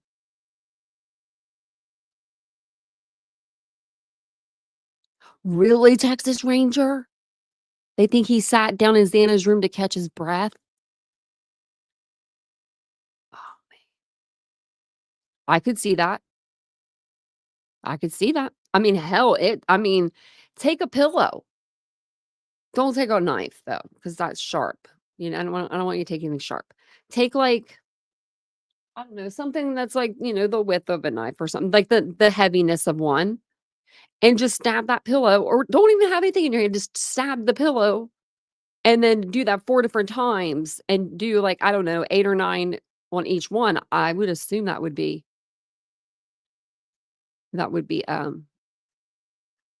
exhausting. Especially if he, wasn't expecting, right? If he wasn't expecting to unalive Xana, Ethan, or Kaylee, let's say. Let's say he was just going for one person, right? Let's just say he was going just for Maddie. He might have just had that energy worked up for, just for that, and then be like, I mean, you think you're going in to unalive one person, all of a sudden you've got 3 other people coming at you at different times. I'm gonna say that it's probably safe to assume that that's probably why he left Dylan alive. If he did in fact see her, which I don't know if he even saw her, really, but BTK sat and watched his victims too. I see. I didn't know that, Willows. And we did one over BTK, I think, and Kohberger before we did a video.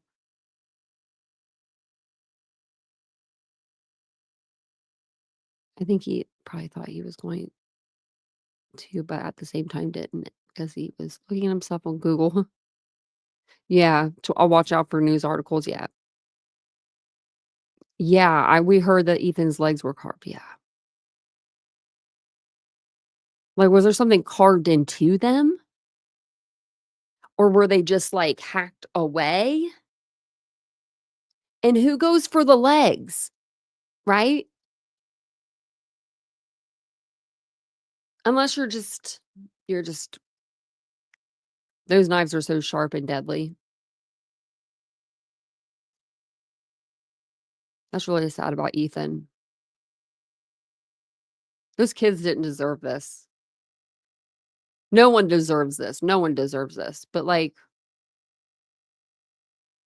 4 kids that are just trying to continue their education, they did everything right. Like, think about when you were 20 and you were 21, what y'all were doing, how you were getting from point A to point B, because there was no Uber and Lyfts way back in the day. So you had to have a DD or you were drinking and driving. A lot of people just drank and drove back in the day. They didn't do any of that. They had the Uber. They went and got food. They were together. They were using the buddy system.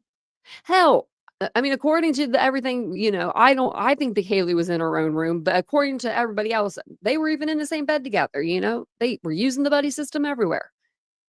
And still, Kohberger managed to get a hold of these kids, and it's sad. I'm going to actually, while I'm watching Dateline tomorrow, I'm going to do my nails. I'm going to paint them. They're ugly right now.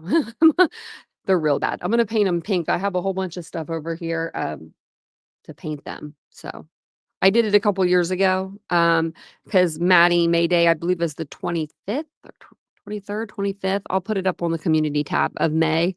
And so pink is her favorite color. So we're going to start with pink.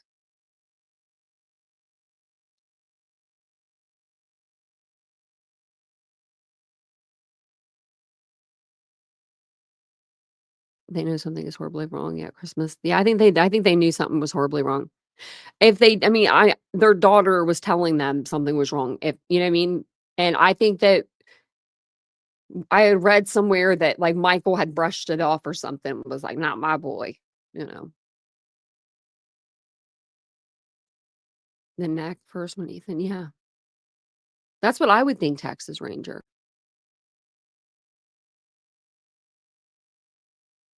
And don't forget, yeah, hit the like button while you're in here, or if you're exiting or whichever, don't forget to hit the like. That background looks really cute back here tonight. I'm like looking at it. Someone gave me a compliment on it yesterday. Now I'm like looking at it. You think Bryan confessed to his dad, in your opinion? He could have. I don't know what kind of relationship they have. If that was me and my mother, I'd tell her all day. I would tell her. I would have. I mean, if I did something, anything, even anytime I was in trouble when I was a kid, I always told my mom, because she said, if you just come to me, don't go to your dad. You won't be in trouble if you tell us what you did. as long as we were, good. Taxis, yeah, Jen, I guess you could use taxis. But a lot of people didn't live in the city, I'm from a small town, and we were bad. We were all bad. Not me. I wasn't that bad, but most people were. I know when my dad was younger, they were bad, and they lived in Philadelphia.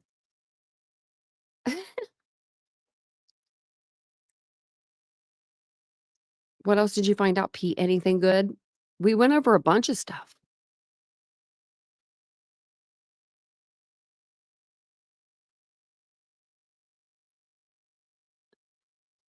Kobe knew at least 5 chicks lived there. He watched them for a couple of months. Yeah. Catching one awake, one with an Uber and a boyfriend he wasn't expecting. He went to shed. Yeah. Sure did there, Squeaky. I think it did too. So I think we went over. Yeah, I think we went over a lot of the stuff that came out, especially that Keith Morrison interview he did with Nate Eaton. That was pretty nice.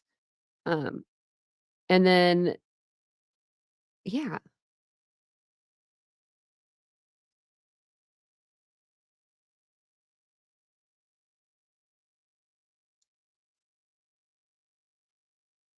Oh yeah, they're gonna excuse everything on Dateline. Oh my gosh. They're gonna say, "Oh, we don't listen to Howard Bloom," or they'll say so, I don't know. They'll say something. They'll have something to say. They've been saying it for this long. I just, are they? I wonder if there will be channels just like there's still channels that go over Kylie Rodney. That's what brought me to the platform. There's still channels that cover like cases like, that are resolved, but in their minds, they're not quite resolved, and I can't blame people for that.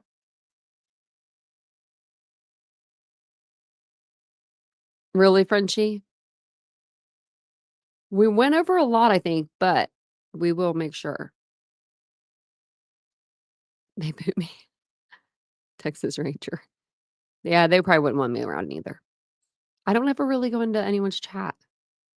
A lot of people that covered Idaho from the beginning, a lot of them they went to like conspiracy. Conspiracy. And I just did the 3 little dots, on YouTube, those 3 little dots that you can go to on anyone's title, like if you're on the main page, like the For You page, you can like go to the 3 dots and hit not interested. I did that with a lot of creators. And it saved me a lot of my mental health. It's a lot better because of it. Do you remember conversations caught on camera about him and his dad getting Chinese on the road? Yeah, they were getting what, Thai food? Yeah. Yep.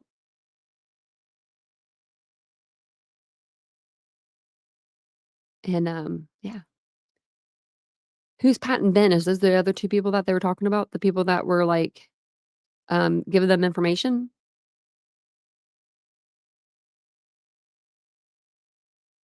Oh, you don't think my walkthrough is clear? I'll try to make it clear for you guys. I just can't walk through it actually right now. It won't. Something's wrong with the site. It won't let me like move it around. But maybe I'll have to find my video. Because I did a video of me walking around the whole house and showing what I think happened, and it would probably be good visual for you guys. Because a lot of people say like it's not a tricky house, but it is. It is a tricky house. I grew up with all the men in my family built homes, like built beautiful homes. Not together, like they all worked separately pretty much, but they all owned businesses where they built homes. And so it just, I think that house is confusing, let me pull up this. So before I jump off here, this is what we usually use to go by. We usually use this one. Now, I used to be able to click this, see how I can move up and stuff. I used to be able to walk in the door. For some reason, their site is just messed up right now. Like these things aren't listed on here like they're supposed to be. But you can go to the front, and then this is the front door. you just can't, you used to be able to move around, like move this, you know what I mean? Like, yeah, you get what I'm saying. But this is all you can do is just zoom in or out. But this is the downstairs. That's Bethany. That's Bethany's door, the one that's in the back there. This is the extra bedroom. It was vacant that night. And then if you go up the stairs, sorry, I went up the stairs the wrong way. If you go up the stairs, this is the living room area. That's Xana's bedroom. Oh, I forgot I had the window open. Did you guys hear that car beep? I forgot I had the window open because it was so warm earlier. And then here is the kitchen area. I wish I could walk around and make it a little bit better for you guys, but Dylan's room was right here. You can even when this is actually working, you can turn the lights out and everything to see what the darkness look like, all of that. It's really interesting sight. This is inside the kitchen area. There's the bar stools even. And then this is going up to the 3rd floor. Now you're on the 3rd floor. So there's Kaylee's room, and then Maddie's room was this way. And then this was their bathroom. And this is Kaylee's room. I thought. Oh, and this is Maddie's room. On the 3rd floor. The house layout, Purple Daisy, is very unique. I would have loved to have lived in this house during my college years. Like, I would have been so excited. Like, and I would have wanted Kaylee's room too. I'd have been that person. I'd have been like, I want that room. No, I wouldn't have been that person because I would never would have said anything. But that's the room. I mean, like, think about it. Like, you're living away from home.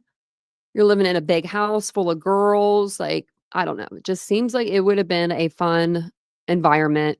You know what I mean? To be in, like, at that age, being 20, 21 years old.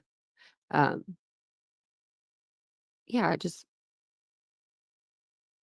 I definitely think it was a fun place to DM. I think that they held a lot of memories there, and it's sad that it's gone. But at the same time, I understand it needed to be demolished. It had asbestos, and the walls were taken out for, the trial and stuff. Not for the trial, but for evidence collecting, and the baseboards and the floorboards and all kinds of stuff. So you basically were going to walk into a house, hit dirt. So it wasn't like the home was like it was before, But if you guys haven't gotten enough of your true crime fix yet, I will give you guys this link if you want to check out this other video that I had up for Bryan Kohberger. Leave you with a little something else to watch if you want. It's Tony Bruschi, Hidden Killers with Tony Bruschi. We watched him the other day, remember? He's on with one of the FBI guys. And so that's his latest episode. They're going over just everything that's been going on. But yeah, and then let me go over here and check, see if they put anything else on here. Okay, so not only was Bryan Kohberger within 100 meters, we know that, over 20 times prior to the homicides, but he had been browsing photos of Maddie, Kaylee, and Xana's friends on Instagram. Okay. Damn, listening to what might have happened to Ethan is hard. Oh. After 1 month after the Idaho 4 murders, Bryan Kohberger put in his phone from YouTube, "What is wrong with me? I can't be who I need to be. Something is wrong with me."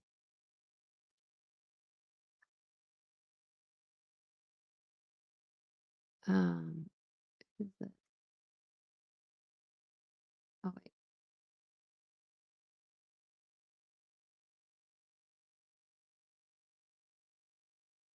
Oh, okay, never mind. I was reading something, but I wasn't getting it.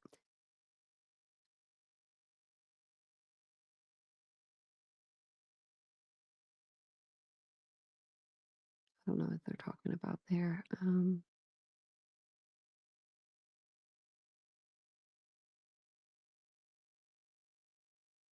No, this person thinks, okay, no, that's not right. That's okay. Everyone's saying it's really sad. I think we read the rest of these already. Yeah. So, wow. What about the tip? Okay, so if anyone did watch the Dateline, what are they talking about when they say a tip came in stating that they're possibly of a second person alternate suspect of interest in the murder of the Idaho Four? What did they say about there being an alternate suspect? Did they say anything about that? It is DM. That's why we cover this case so much. We usually cover multiple cases at the same time, but I'm like, man, I can get caught up with Idaho. Oh, I wanted to show you guys this too. If you guys didn't see,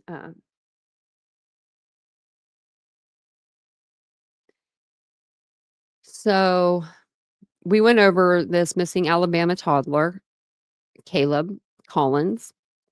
There was like a car accident and the mom was alive. She's like the only one that lived out of everybody. And then they couldn't find Caleb. So it killed his sister and his father, and it critically injured his mom. But Caleb was like nowhere to be found. Well, heartbreaking outcome. Apparently, there were remains found in a burn pile. So we were waiting on them to confirm if they were Caleb's. Yeah, she heard the baby before the car accident. And let me pull up his picture. I meant to pull that up while I was talking to you guys about it. Remember him and his sister, they both looked like they were like emancipated, and they looked really, really sad. Because it took me a second to remember us falling. I mean, like, because it's been a little while since we covered this. And I saw the picture and I'm like, wait a minute, we covered that case. But I like the details, you know what I mean? Like the car accident, that I forgot about that part. And then I pulled up the pictures and I remember that picture, and I saw that picture. I was like, oh gosh, that's that case. So his sister was killed in the car accident, but he was killed before then. And the grandmother and the mom have been indicted. They've already been in jail. But well, the mom had. Right? Right, Ashley, right? Right? That's what I think too. I think we would have never known. We would have never known. It's so sad. And then I heard today Rex Heuermann, we're gonna have to do like a little case update live, because they removed part of vault removed from Rex Heuermann's home. Oh my gosh. As family gets ready to move. What the? Wait, hold up a sec. Hold. Rewind it. Is she taking it? Is Elsa Ellerup taking it? Oh, hold on a second. Like, I can't scroll down. Why won't it let me scroll down? I guess this is all of the article. Like, oh, you reached your limit, but I haven't even reached a limit. I've never even seen Newsday before. Let me go back. Look at this. I don't know, like I can't get another picture of it, but let me see if I can get a picture somewhere else.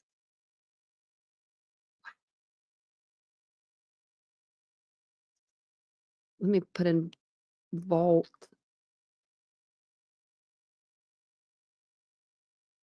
Why are they on Newsday? Newsday doesn't like me right now. Okay, look at this. Okay. It's not on here. I thought it was. I thought it looks like it, but it's not. Just says Rex Heuermann's vault disassembled. Door removed from Madison Park basement as family prepares to move. Now, why is she taking the vault door? That's weird. Asa. Me too, Purple Daisy. I think Asa needs to sit it down and stop touching stuff. Because now she's just going to say, oh, it's messed up and it's the cops' fault. You know, that house was messed up before them cops moved in there. Purple Daisy, they're getting the land for cheapo, I think. I think they're getting it for like maybe cost. Because, you know, she never really wanted to live in that house. That's Rex Heuermann's mom's house. You know, the wife did not want to live in the ex. No, Nope, she didn't. So she's probably ready to get skedaddle, out of there. But the property they paid like 550,000, I think they said, or something, the house was worth. If they only sell it for what the house is worth and she doesn't get smart and sell it for the land too, that's a good deal. They'll just level that house, take that house right off the property. It'll be an empty lot and they'll put a new house on it. Okay, thanks, Aries. Let me know. Isn't that's a little weird to be taking the door of the vault that your husband had kept his guns in and like his other things. Like his little transcripts, his little like, kill kits, like to let him know what his little check mark sheets, he'd be checking off the little, bring rope, check mark. Okay. What not to do at a crime scene, kind of like Kohberger. Same thing. His family knew. And I even think the kids knew something. I think the kids had an inkling that I don't think they knew what his dad was doing, what their dad was doing with I don't think they thought they knew he was killing them. But I think that they knew in some capacity, the daughter at least knew that he was having them over, because we have him saying like he would tell we heard that he would tell the kids to go to bed or whatever. When they would have company over, anytime that my parents ever told me to go to bed because they have company, me and my brother, we're teaming up and we're going to spy and see what's going on. We're curious kids. So I think maybe they were curious one night and they maybe came down. Maybe the night when Asa thought that one of the prostitutes stole her iron when she was making that big old, stink about someone stealing her iron. Like, who the hell? Where is a prostitute going to put an iron? Why would they even want one, really? I mean, it would be creepy to live in that neighborhood, but it's Rhode Island. I mean, Massapequa Park. I think that's Rhode Island. Yeah. A lot of people live there. It's crazy, isn't it? Like this guy's house was just in the mix, but the neighbors have been complaining about his house for years. So they're probably so happy they sold it. I can't believe that though. That's crazy. Looks like there might be some more other stuff that's like, looks like, what's her name? One of the ladies off of Crime Nation did a video on him like 6 days ago. That's not Ashley Manfield, so I don't know who that is. But I think that's all I have for you guys for tonight. You guys have been so awesome. So awesome. Ashley. In the bathtub. Remember the bathtub? She probably taken the bathtub too, just for funsies. I mean, I would take it all. No, I wouldn't. Nope. No. I would never. Okay, I'm not going to say that. I'm not going to say that because I would. But I just remember my aunt. So my aunt got married to this guy. It was so funny. Looking back on it now. But he was supposed to be her everything. And she ended up moving into his mama's house. But his mom didn't live there anymore. She died, but he wouldn't let her change a thing about the house. And so she was used to changing things in her home all the time because her ex-husband had built her homes. And it was just kind of funny because she ended up having to live in the house with, live in the ex-mother-in-law's house. Or the mother-in-law's house, I mean, and she couldn't change anything in there. So it wasn't like it was ever really her home. You know what I mean? Like, it just still looked like what he wanted it to look like. So I don't know. Yeah, squeaky wheel is awesome. I forgot to point that out tonight. He said I already did, but But thank you guys for being here. I appreciate it. Yeah, Ashley, how you feeling? How you doing?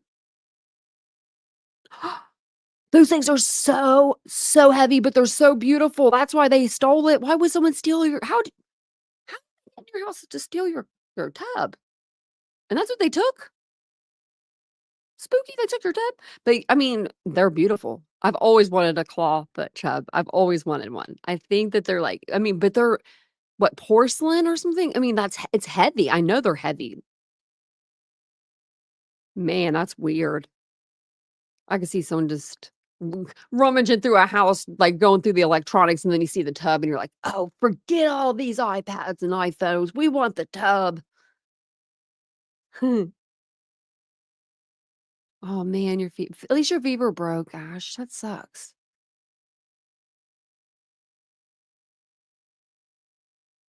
Brass. Oh my gosh. I bet you. Thanks, Ryan. Everyone will praise their own pond. Yeah. That's a good saying. I appreciate you guys being here tonight. Oh, and guess what? We got some good news. Well, sort of good news today. Vincent got his car back today. So good for him. It just is, it's, we haven't had it in a month. And so I can't wait to go and get in there and take a nap. That car, man, that hum. I haven't taken a nap in a car in a month. I like taking my naps. I know it's not safe, but Vincent makes it safe. He makes sure I'm safe. But thank you guys for being here tonight. I appreciate it so much. I'll be back on tomorrow evening, 9:15 p.m. Eastern Standard Time, our regular time. We'll talk about the Dateline episode, whatever we missed. Let's see what we missed, Let's see what we missed.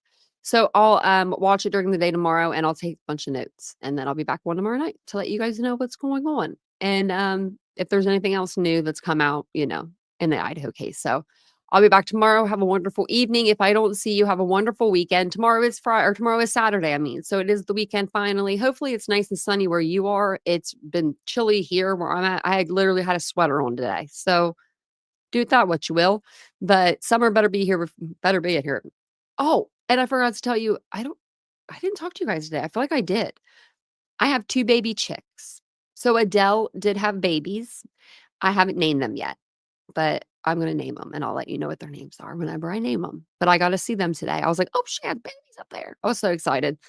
If you don't know, we're taking care of pigeons apparently here now. We nest. This is our second baby family. So thanks for being here tonight, guys. I appreciate it. I'll see you guys all tomorrow. Have a wonderful evening. And don't forget to hit the subscribe button and the like button. Bye, guys.